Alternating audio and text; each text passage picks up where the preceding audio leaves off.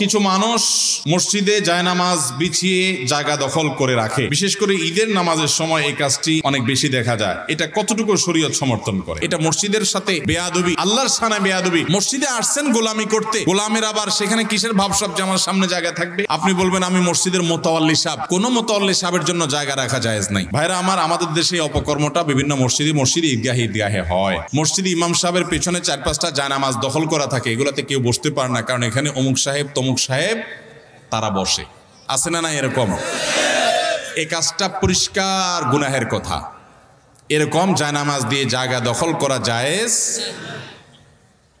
যদি এমন হয় যে আপনি জায়নামাজ নিয়ে এসে বসেছেন, জায়নামাজ নিয়ে এসে বাসা থেকে বসেছেন, এখন আপনি ওয়াশরুমে গেছেন 2 মিনিট 4 মিনিটের জন্য ওযু করতে গেছেন, তাহলে এখানে আপনি আপনার জায়গা যেহেতু বসছেন আগে এসে এটা রেখে গেলেন, এটা একটা পর্যায়ে গ্রহণযোগ্য।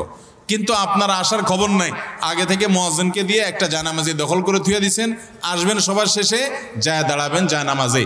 এই মাতবরি, এই সর্দারি এবং এই মাস্তানি দুনিয়ার সব জায়গা চললেও মসজিদে চলবে। মসজিদে যে আগে আসবে সে আগে বসবে। এখানে আগে জায়গা দখল রাখা সম্পূর্ণ নাজায়েজ এবং গুনাহের কথা। এটা মসজিদের সাথে বেয়াদবি, আল্লাহর সানে বেয়াদবি। মসজিদে আসছেন গোলামি করতে, গোলামের আবার সেখানে কিসের ভাবসাব যে আমার সামনে জায়গা থাকবে? আপনি বলবেন আমি মসজিদের মোতাওয়াল্লি সাহেব। কোন মোতাওয়াল্লি সাহেবের জন্য জায়গা রাখা জায়েজ নাই। আপনি মোতাওয়াল্লি, এই জায়গাটা আপনি আল্লাহকে দান করে দিয়েছেন না দেন নাই? আল্লাহকে যখন দান করে দিয়েছেন, এরপরে আবার ওই জায়গাতে আপনার কোনো সে থাকতে পারে? এখন অন্য 10 জন মুসল্লি আর আপনার মধ্যে কোনো পার্থক্য? এরপরে যদি আপনার ভাবসাব আর খবরদারি সেখানে জাহির করতে চান, তাহলে বুঝতে হবে যে আপনার দান ভালো করে হয় নাই। আপনি আগে আসবেন, আগে বসবেন, পরে আসবেন, পরে বসবেন।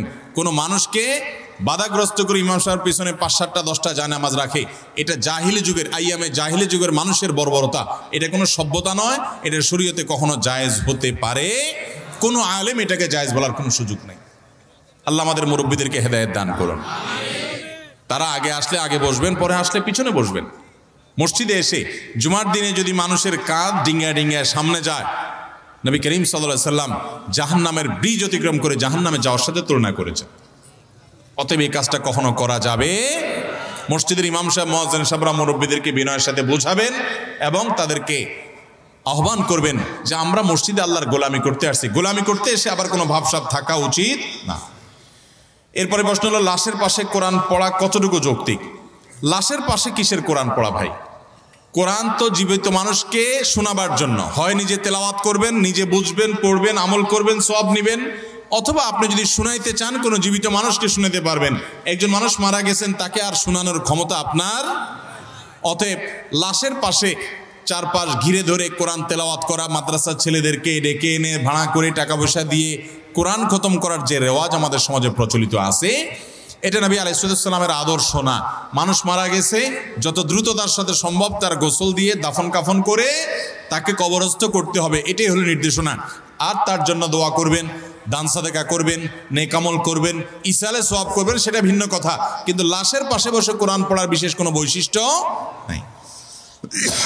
এরপরে প্রশ্ন হলো, আমি একজন মুসলিম ছেলে, আমার একটি প্রশ্ন ছিল, জন্মের পর আমার নাম রাখা হয়েছে হিন্দুদের নাম অনুসারে। এখন আমি যদি আমার নাম পরিবর্তন করে সুন্দর একটি ইসলামিক অর্থবহ নাম রেখে আকিকা দেই, তাহলে কি কিয়ামতের দিন আমাকে এই নাম ধরে ডাকা হবে নাকি আগের নাম ধরে ডাকা হবে? কারণ শুনেছি কিয়ামতের দিন আল্লাহ তাআলা সুন্দর অর্থবহ নামের উসিলা মানুষকে জান্নাত দান করবেন। দেখুন, যদি কারোর নামের মধ্যে শিরকপূর্ণ কিছু থাকে, শিরকপূর্ণ, তাহলে সে নাম পরিবর্তন করা আবশ্যক। বাপ থাকলে বাপে করবেন, না নিজে নিজে করবেন। আর যদি শিরকপূর্ণ না থাকে কিন্তু নামটা হয়তো অত সুন্দর না, তাহলে সেটা পরিবর্তন করা আবশ্যক না। আর যদি ভুল নাম সংশোধন করে নতুন নাম রাখা হয়, তাহলে এটার জন্য কোনো আকিকা দিতে হবে না। কারণ আকিকার সাথে সম্পর্ক হলো সন্তানের জন্মের, এর সাথে নাম রাখা, পুনরায় নাম রাখার কোনো সম্পর্ক। আমরা অনেকে মনে করি যে নতুন করে নাম রাখলে আকিকা দিতে হয়। আমরা ছোটবেলায় গ্রাম দেশে শুনেছি যে কারোর যদি নাম, হয়তো একটা নাম রাখা হয়েছে যেটা সবাই ব্যঙ্গ করে, তো একটা ভালো নাম রাখার চেষ্টা করা হয়, ওই জন্য গরু জবাই করে সবাই খাওয়াইতো। এটার উদ্দেশ্য ছিল পুরো এলাকার মানুষকে ডেকে এনে খাওয়ায়া আনুষ্ঠানিক ঘোষণা দেওয়া যে অমুকের নাম এখন আর এটা না, এখন এটা। এটা হলো নামটা, ভালো নামটা ঘোষণা করার জন্য, ওর সাথে আকিকার কোনো সম্পর্ক। অতএব যদি কারোর নাম খারাপ থাকে, অর্থবহ না থাকে, তাহলে সেটা চেঞ্জ করা যেতে পারে, এর জন্য আকিকার দরকার নাই।